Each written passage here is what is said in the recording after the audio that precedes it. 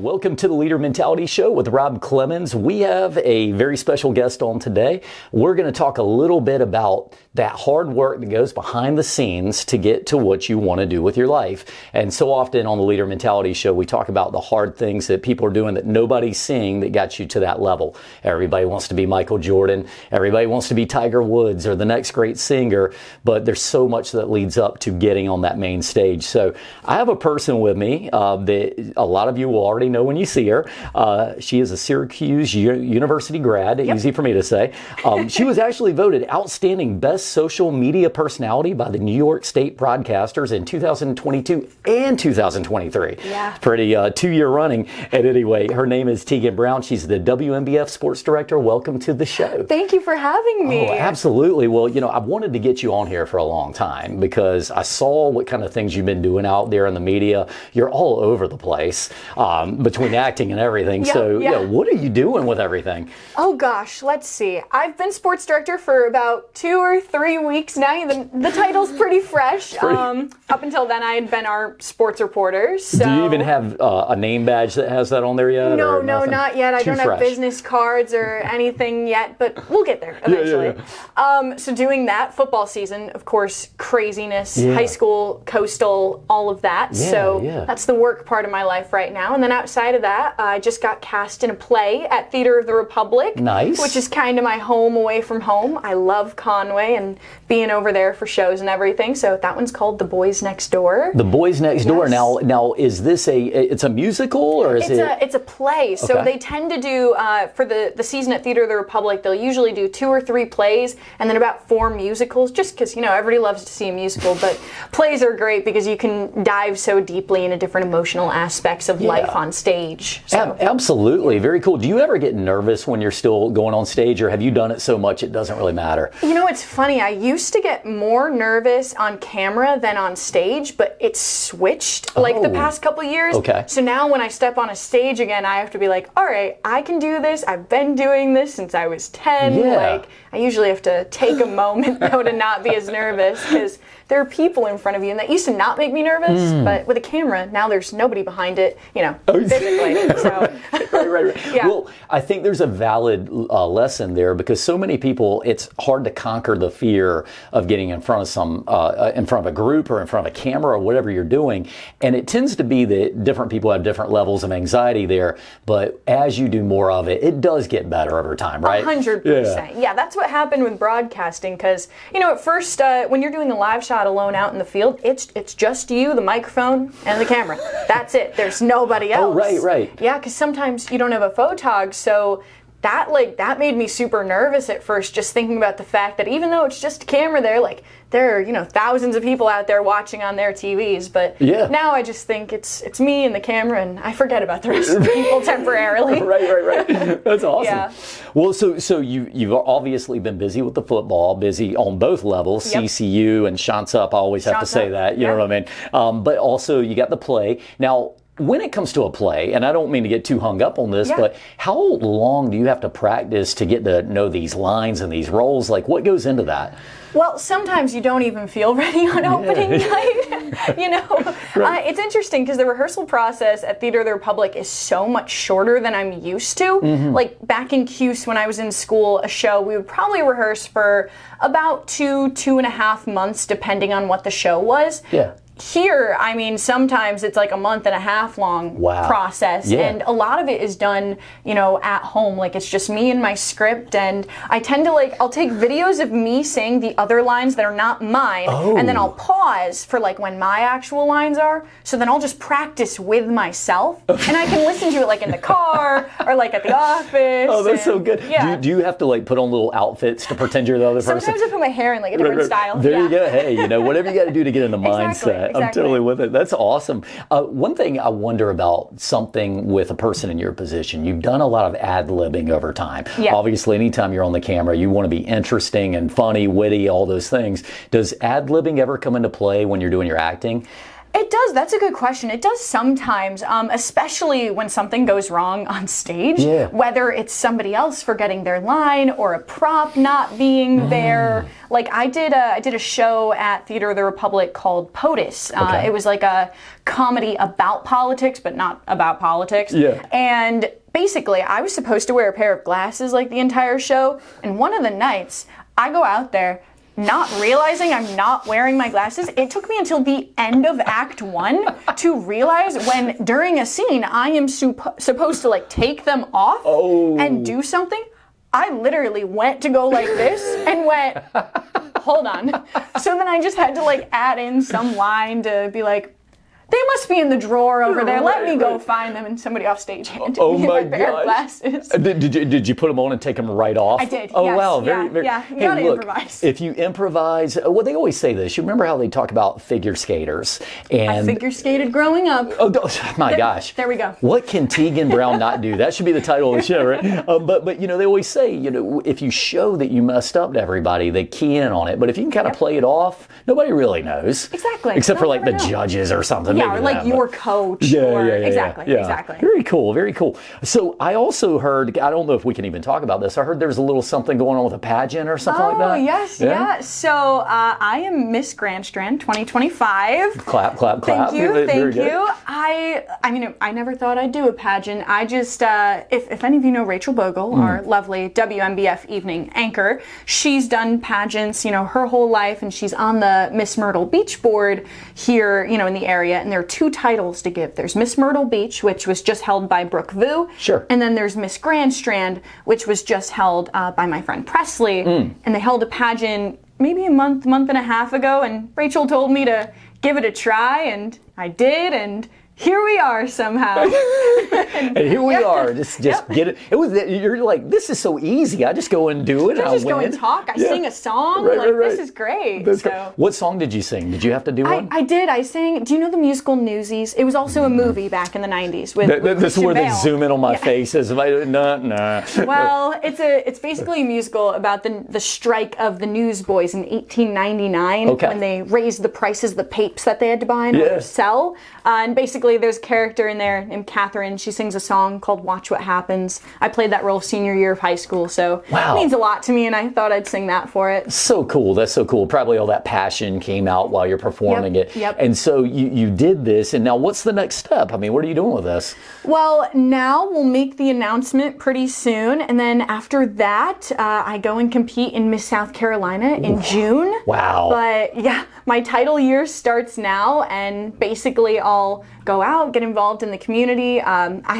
We each come up with a platform as a title holder. So mine is all about adaptive sports and sports for those who need certain needs, like veterans who maybe got injured and have to play sports in a different way. Beautiful. Or underserved kids in the sports community, because I'm so passionate about that. Man, I love that. Well, talk about leader mentality, and the fans at home can't see it, but on my board I have something on there. There's an acronym. It's leadership, and it's about learning continuously and all this stuff, but the A in leadership is altruism, and that's putting others' interests ahead of your own. I think all great leaders do that. So giving back, well done. I mean, that's really amazing.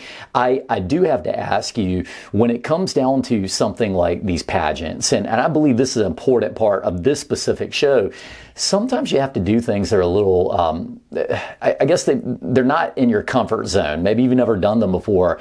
And you continuously throughout your life, you've been able to step out and go do that thing.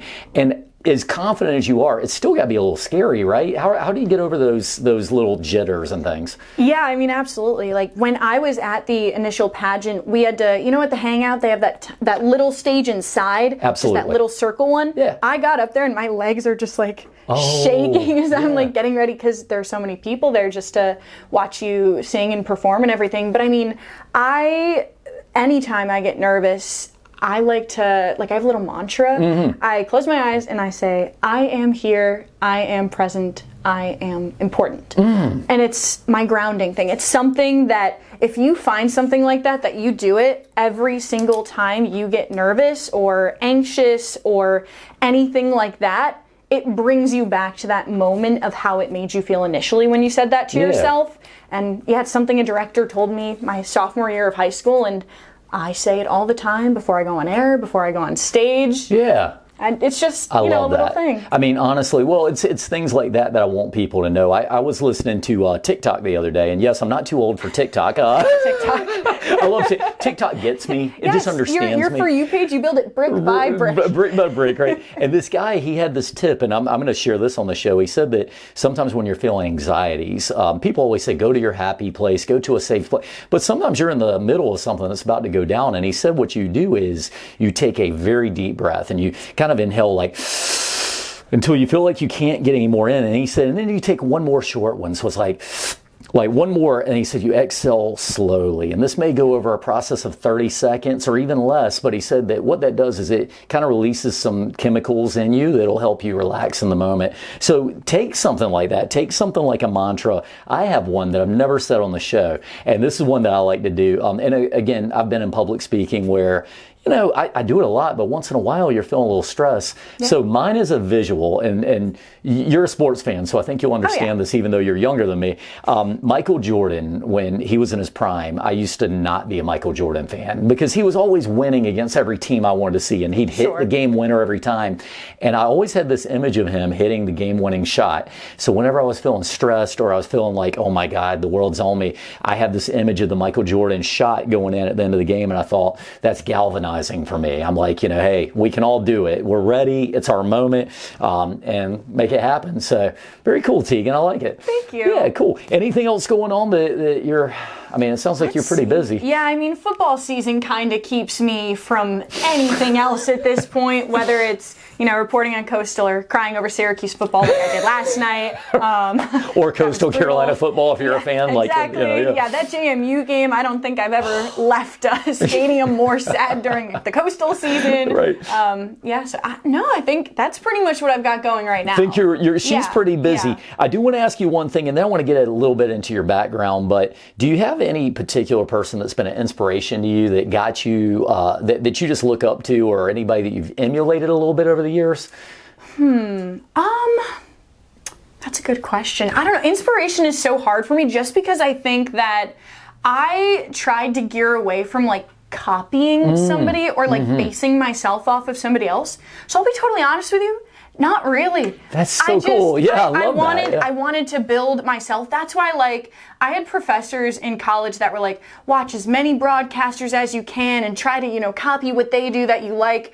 But that was never really my thing. I wanted to find my voice on my own without listening to somebody else and potentially, even subconsciously, copying them. You know, one of the reasons I said that's so cool, and you know, because like obviously when you say something like, yeah, I listen to Howard Cosell and I want to be like him, you know, that's fine, but it's even better when you say, look, I didn't want anything to influence my style. I want it to be original and unique. And that's a bold play, because what happens sometimes is we feel like we need to be the next person. Right. And in some ways, I think the aforementioned Michael Jordan ruined basketball players for a long time. They're trying to be like Mike, and it's like, you should be doing your own thing. So what I look at is, I had a guy on the show one time, Brett from Tide Law, and he said, look, when you're competing and copying with everybody, you're really just creating your own competition. You're becoming one of a group that's already represented. So be original. Very cool stuff. Let's take a quick break and we'll be right back. Very cool stuff. Well, Teagan, amazing job you're doing out there in the industry. So we see you on a day-to-day and what you're doing out in the public. But how did you get to this point? Were you always a little broadcaster to be from the age of 5, or tell us a little bit about this journey? Well, I never thought I'd be a broadcaster ever. Like it never was something I thought about growing up. Like I have friends in the industry who they were handed a microphone at 5 years old and that's all they wanted to do. I wanted to be a lawyer for the longest time.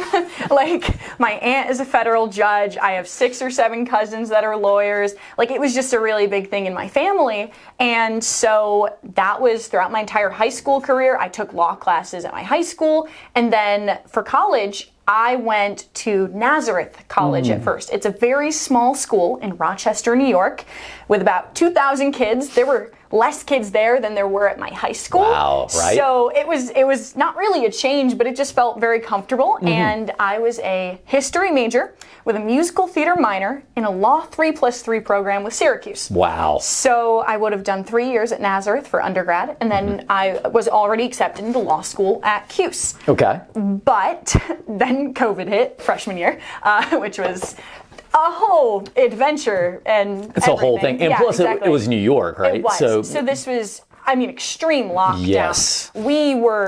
Nothing was open. Driving the streets, it was empty. There were cops at every stoplight for different curfews. It's like one of those old zombie movies where the streets are all abandoned. It was scary. Yeah. And so we all went home. We were on spring break. We had gone home thinking we were coming back. All I went home with was a backpack. Wow. And then I get an email saying, "Hey, Nazareth students, by the way, we're going to extend spring break a week." And I was like, yes, let's go. As fun. a student, that's the best thing you could hear, right? Exactly. I was like, this is great. I get to be at home with my dogs and my dad, and it's awesome. And then after that week, they were like, "Just kidding, you actually cannot come back for the rest of the year, and everything is online now. You can't even come back to your dorm to get your stuff." Wow. So, yeah, couldn't And you got like 2 pairs of shorts and a tank top or something, right? Yeah. I didn't have any of my textbooks for my classes, which, oh, darn it, that's so sad. Yeah. But so anyway, COVID hit. We ended up going back for, the beginning of my sophomore year. Yeah. And with tons of restrictions and all this stuff. So we didn't get to go to class in person. I couldn't do any of the musicals or the performing that I was doing in my musical theater minor. And I just kind of felt really trapped in this really tiny school in this town where nothing was going on and everything was closed. And so I started making TikToks, which were 1-minute TikToks, because at the time, that was the limit on how long it could be, because now it's up to like an hour. Yeah, now people are showing movies on TikTok. Exactly. That's a whole other thing, but at the time it was 1 minute. Yeah. So I made these little 1-minute news videos of the headlines of the day. So I did a lot of politics, I did a lot of entertainment, I did a lot of theater type of news and everything. And my TikTok is called Ginger Tea News. It's never changed because I'm a ginger. People call me Tea. Tea also means tell me the tea, the news. So it just all made sense. But, by the way, before we get too far, can we look at some of the earliest episodes and you're like, "Hi, I'm Teagan." No, did they get progressively better as I mean, they all started out with, "Welcome to Ginger Tea News. I'm Teagan Brown. Here's the headline of the day." Like, it was just, I look back on it and I'm like, what am I doing? Yeah. But so I was making those, and it was just a little thing I was doing. And I had a boy that I was dating at the time who was a play-by-play guy. That was what he wanted to do. He wanted to go to school for it. He was still at my high school at this point. I was a year older than him. Yeah. And I was like, this would actually be a really cool career. So what if I took these TikToks and I sent them to Syracuse, which has the best broadcasting program in the country. And what if I just applied and didn't tell anybody? Not even my dad. So I applied, and I did an interview and sent them all this stuff. And so Newhouse does not have a high transfer acceptance rate internally. Externally, it's crazy. They take 2 students a year. Whoa, That's it. Okay. And so I applied, not really thinking I would get it. Yeah, it's almost like impossible at that point. Yeah. I said to myself, I was like, you know what? If I get in, I will transfer, I'll go there. If I don't, whatever, I'll continue to be on the path to be a lawyer. Fair enough, yeah. But then I got in. So then I had to, go up to my dad and tell him that, "Hey, Dad, I know that you love Nazareth and that it is a very safe, lovely community, but I want to switch it up." I did this thing. Yeah, I kind of did this thing. Did he have that moment of like, "Well, why didn't you tell me you were thinking about doing that?" Yeah, a little, but it was more so just him being like, "Why do you want to be a broadcaster? You wanted to be a lawyer your whole life." Yeah. And I mean, that's what a lot of people thought. Yeah. And it kind of, it was not very helpful for me mentally, like as somebody who wanted to transfer and try this thing, with everybody around me saying, "I don't really think that's going to work. Broadcasters don't make a lot of money." You hear it all the time. You hear it all the time. Right. But eventually, I just kind of said, you know what? Who cares? I'm going to do it anyway. and transferred in the middle of my sophomore year to Syracuse, where I was a dual major in history and broadcasting, because I already had a ton of the credits from the history major. So might as well bash that out. Right. Yeah. And then I got to Syracuse, and this is a very long story about how I got into it, but no, that's great. I started doing Citrus TV, which is the best student-run television station in the country. Check them out. Let me tell you. So I just got super involved there, mostly in politics and news, which is very different from what I do now. Yeah. But I became a reporter, I became an anchor, an analyst, I was involved in sports, entertainment, news, you named it, I tried it. I did it. Yeah, yeah. And the radio station at Syracuse, the sports business club that was there, just all of these things. I just felt that since I was transferring in the middle of sophomore year, like I arrived there second semester rather than first semester, where you're actually, you know, integrated kind of into everybody starting there at the same time. Yeah, yeah. It was just all of a sudden like everybody got back from winter break and they were like, boom. Who are you? Yeah, right. So, yeah. So that's a little bit about just how I got into the start of my broadcasting career. I want to take a couple of steps back because it's a great story. And the first thing I really want to focus on is doing the TikToks. Yeah. And the reason I say this is, so I had a coastal student talk to me the other day. And of course, you know, I'm a coastal grad, so I still go out and I talk to the students. And they were asking me some questions. And two things you just said actually were kind of my advice to them. The first one was, if you're really passionate about something, you have to be willing to do it for free, and you have to be willing to get creative and put it out there and get good at it. So what you're doing is you're doing this TikTok, and we all know how this feels. You might have started off with 0 viewers, you know, and then you got 1, and then you got 2, and as you grow, you get better at it, but you're immersed in it. That's the first tip sheet that I gave her. And the second tip I said is never chase the money. It's probably the biggest wisdom I have for college students at this point, because I knew what it felt like to be a college student, feeling like you got to go after every dollar you can get and you got to pay your bills, and that's the mark of excellence. But my advice to her was quite the opposite. I said, find something you're passionate about. The money will eventually be there. You know what I mean? Yeah. Well, that's cool. That's cool, Teagan. I really appreciate all that. So when you got to Myrtle Beach, I mean, what was the biggest kind of like shell shock for you in this experience? I mean, it's got to be a different atmosphere. Oh gosh, I mean, there was so much. Going back to TikTok, I made this series called Culture Shocks Moving to the South. Okay. And I mean, they got views. Like my first video, I want to say it's up to like 200,000 views on TikTok. Wow, that's crazy. I talked about the fact that there are reflectors on the road. Like, you don't see those up north because we have snow plows. So they would just plow them over. Imagine, right? I mean, just the way that people talk, like different words down here, like grabbing a buggy at the grocery store. Oh yes, not a shopping cart, it's a buggy, I was like, right? huh? The first time somebody offered me chicken bog at a high school football game, I had no clue what that was. It's delicious, but it's sacred down here for some reason. Like, people get really offended if you don't really cherish that. I mean, also just like, honestly, the weather was a shock itself. In Syracuse, there are 63 sunny days a year. In Myrtle Beach, there are over 250. Man, fun facts with Teagan Brown. I didn't even realize that. I did not know this story. But, and you know, sunlight's so good for your mood. So maybe that's why some people around here are in a good mood. I don't know. No, I agree. You can wear like summer outfits throughout the entire year. I love that part. I mean, honestly, it was just kind of like those little shocks and just little things that you realized along the way. And like, I would make videos, and of course, you know, there were some bad responses.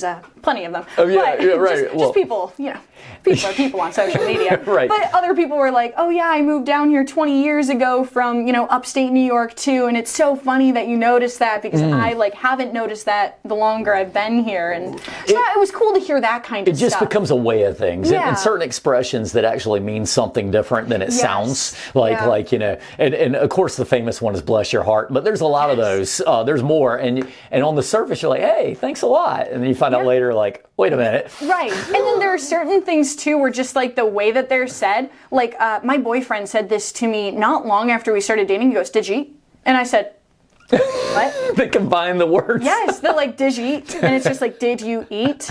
And I was like, what are you saying? Yeah, you're like pulling out your dictionary? Yeah, there what are was a couple of things down here that like are said like just in a different way, and I'm just like, I don't Yeah. Was that English? Yeah, thank God you were in a safe space there with your boyfriend. Right, You could explain, exactly. did you eat? Yes. Did you eat? Yes. Right? And I'm like, oh, And okay. And that's going to be tough because in broadcasting, it's all about enunciation, right? Yeah. You know?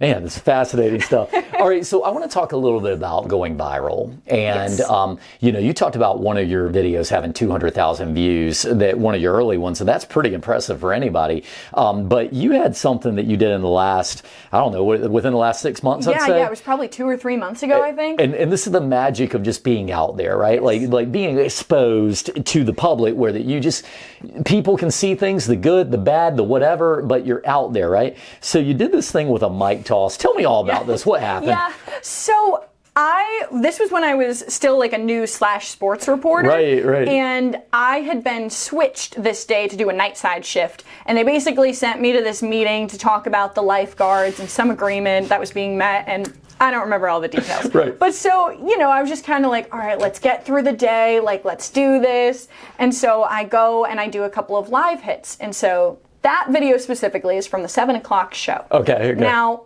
I'm there in front of the camera. I say my stuff. They play, the video that I took and the interview bite and everything. It comes back to me, and I say my little outro, and I go, in Myrtle Beach, Teagan Brown, WMBF News.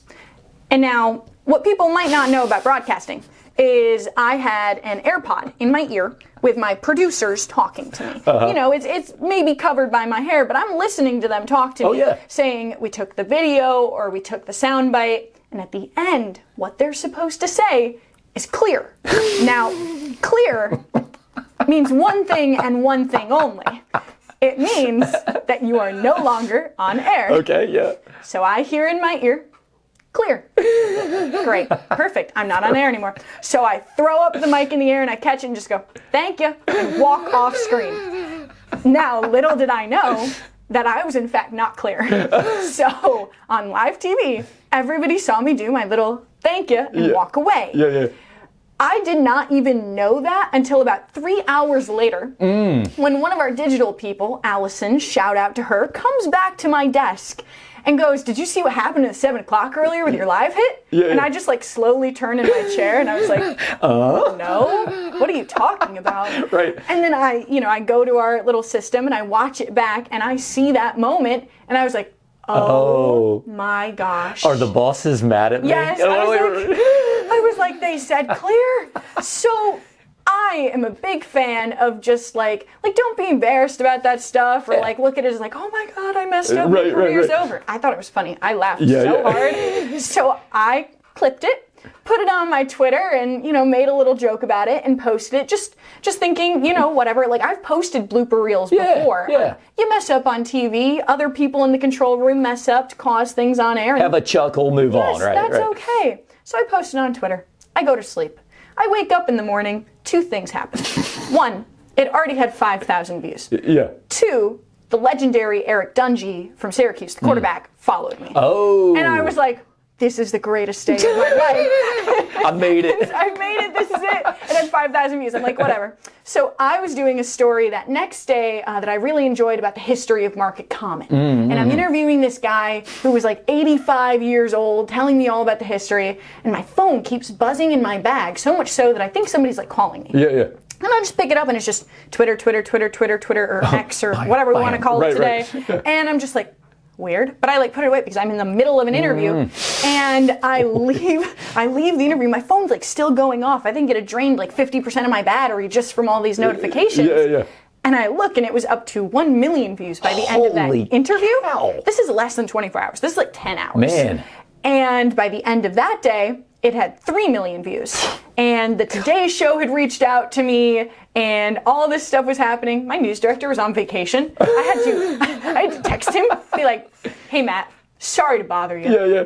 But the Today Show kind of is wondering if I can do an interview because I may or may not have gone viral on TikTok from a clip from our show yesterday, or on Twitter from a clip from our show yesterday. Can I do that, please? Oh, yeah. Yeah. And of course he's not no, don't do it. I mean, right. He's Great, love it. Yeah. So, I mean, it just got so many like GIFs made out of it, memes made out of it. Oh my God. This was right after another viral moment, like the Hawk Tuah moment. So people were like, this is the next moment of that. I was like, no, it's not. No, definitely not. No, not that. Much more wholesome moment too, by the way. Yes. And I mean, it went crazy. You know, the funniest thing about it is if you guys haven't seen it, probably everybody's seen it, but if you haven't seen it, all you got to do is, it's something like, you know, you could look up sports anchor does smooth mic flip. Like that is the easy one because that's what I kept hearing, the smooth mic flip when it goes out. And it was pretty slick. You know, I was just doing what I did. I didn't even think it would be anything. See, so here's my deal, Teagan. Like that was a very natural moment. It was awesome. But here's the only thing about 2024. Now there's people out there who are like, oh, I've got to do my smooth.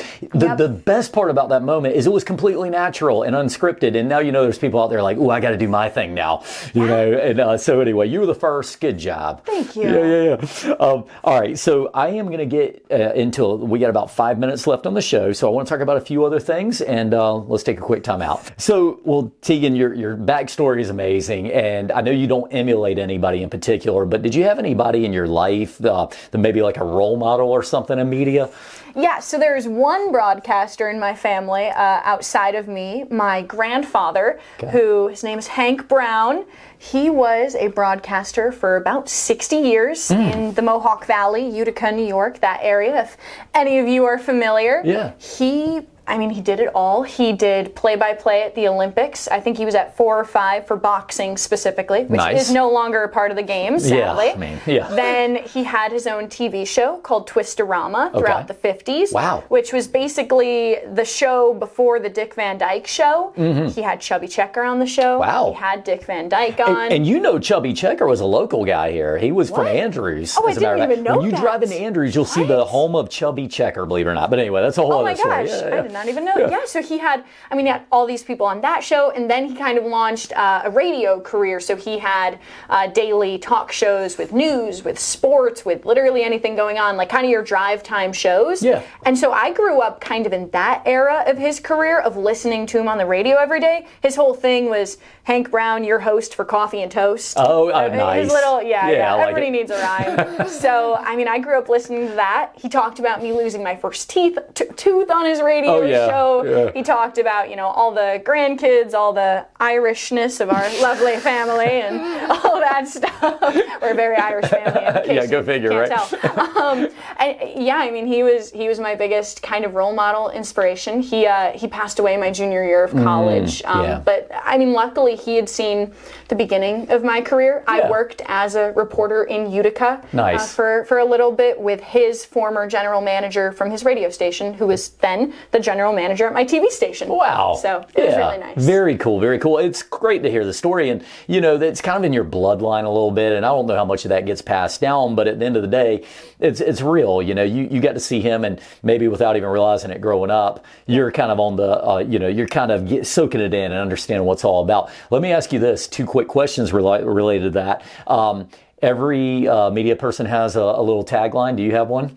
Not yet. I know everybody's like, you need to come up with something like, that's the way the cookie crumbles, like Bruce Almighty and all that stuff. Good movie, by the way. No, not yet. Maybe I'll just do the mic spin as my thing. Yeah, you can do something with that. Right. Cool. Awesome. The other thing I thought of is, my father was a Methodist preacher. Anybody who's listened to a lot of these shows knows that. And a similar thing happens. My dad will be up there, he's preaching a thing, and and as a kid, you're at your most fragile, right? Like everything's kind of embarrassing for a while. And my dad would do just Rob the other day, and I'm always like, I'm not here. I'm trying to get, my friends would look over and go, what's going down? I'm like, man, you don't know how tough it is to have a father that's in some kind of a public role, right? That's funny. Awesome. Well, let's talk about one last thing, and we got a few minutes left. You've gotten into this. We start off this show talking about how you get to the point you're at, the hard work behind the scenes, all the little things that led up to you doing what you're doing. What tips would you have? Let's say if you had like 3 tips for somebody that wants to get into a career in media, what would you tell them? I think the biggest thing media-wise is find something that sets you apart from everything else. Like that's why I chose to start on TikTok over YouTube, because everybody at the time, was like, I'll just start vlogging on YouTube or I'll make podcasts on YouTube and all that. But I was like, what if I tried this new TikTok type of thing? Find something that makes you different, even if it's not a separate platform necessarily, but it's a separate way that you set up like your day in the lives, or if you're doing different kind of just introduction things about you on platforms, like find that thing that's different from everything else. So that's the first piece of advice. And by the way, such an amazing piece of advice, because it's just be original. Yeah. You know, try something nobody else has done, because when you're that trailblazer, it's hard to poke holes in a trailblazer. You're doing what you're doing. Awesome. I love that. That was a great number one. And then I think the second thing, which kind of goes against a piece of advice that like I think other folks in leadership might give, they say to say yes to everything, which is totally a great way to start. But also, don't feel like when you are, you know, that just starting type of person in college in this career, that you have to say yes to every single thing that you're being asked. Because as somebody who's now been in this industry for 4 years, I mean, you get burnt out so easily. That's part of the reason that I kind of geared towards sports. I just got really burnt out on all these different things in news, because I said yes to everything. And I don't regret saying yes to all of it, but just think about how those yeses are going to impact you and the path you want to take. Man, that's such powerful advice. And if those are the two pieces of advice you have, I think they're amazing piece of advice, not just for media, but for life. Because I do feel like every young business owner out there, and you know, we have business owners that listen to the show, and the thing is, they're like, well, what do I do when I'm trying to get people? And you're just trying to get people in the door. I always say it's kind of like this. It's like, who's a good customer when you got a brand new business? Like anybody who will talk to me is a good customer. That's how you feel, because you have no other people. But as you start to build up your value, you have to realize that, well, now I don't just take every customer. I take the customers that will most properly receive my product. So to your point, you're saying don't just keep saying yes to everything forever, because you'll get to a point where you're in medias and channels you shouldn't be on or don't need to be on, and your best opportunity could have been missed because you were doing that. Think about that brand that you want to create. Like, how do you want yourself to be presented, and how are those yeses going to impact the brand that you're trying to create? Because that is so important, like how people perceive you in this industry. Yeah, that's very powerful. For somebody who's doing great things, you definitely are giving great advice. Let me ask you one final question, and it's important to me, I think, for people to know this. So if you could go back to your 18-year-old self, what would you tell yourself back then? Honestly, I think I would tell her not to change a thing. I think that for a long time, there was a part of me that was like, ugh, why didn't I get into broadcasting sooner? Like, why'd I go to Nazareth? I can't believe I wasted a year and a half there. But I didn't. I mean, go with everything that happens, even if it's bad, even if it's good. Just go with what happens and take it all in. Man, that's amazing advice. Love that. Teagan, very, very powerful stuff. She is the WMBF sports director. Check her out on WMBF. Check out her social media. It's a lot of fun. You're doing great things. How can people find you? They can find me on TikTok. It's ginger.t.news. We just hit 14,000 followers. Nice. And then on Twitter, it's Teagan with 2 N's and Brown with 2 N's. So Teagan N, Brown N.